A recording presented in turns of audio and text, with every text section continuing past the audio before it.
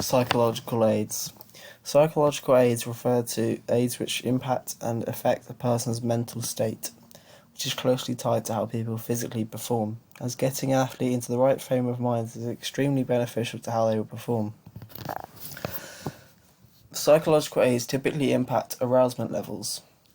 According to academysportliz.com, in sports setting, arousal is often linked to anxiety.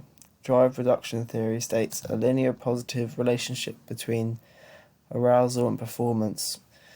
This means that at low levels of arousal, performance is low, whereas it increases in a line with an increase in arousal.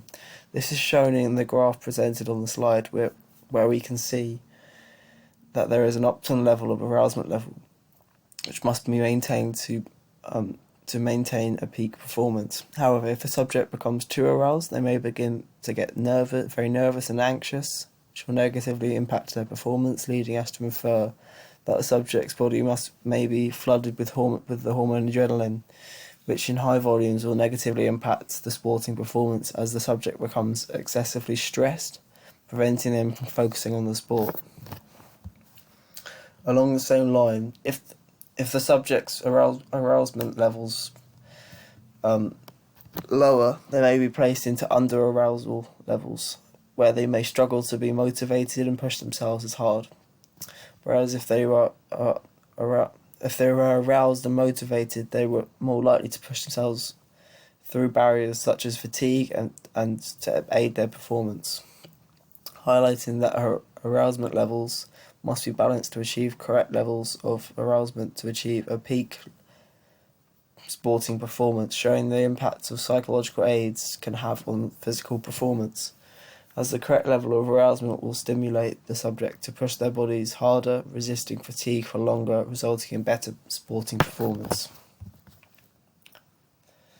Therefore, to regulate arousal levels, psychological aids can be used, such as music, meditation, cheering, etc., which either aid to raise or lower arousement levels to keep them within the optimum range. Within this section, I will be analysing the use of music as an ergogenic aid. Prior to a sporting event, it is common to see athletes listening to music. Typically, they will be listening to two forms of music: calming, low beat, and explosive high energy music.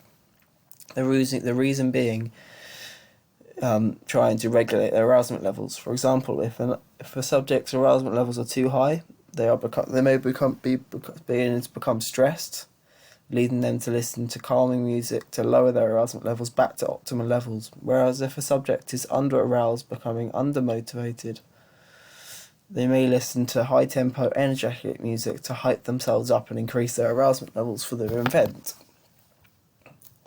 However, it is important to note that music one criticism as music as an ergogenic aid is the time span of an arousement level, as arousement levels naturally decline over time if not stimulated. Therefore, athletes should use psychological aids such as music when their event is relatively soon, as if a subject leaves it too long, their arousement levels may decline back to under-aroused again, leading the athlete to need to re-regulate their arousement levels back to normal to achieve the optimal level.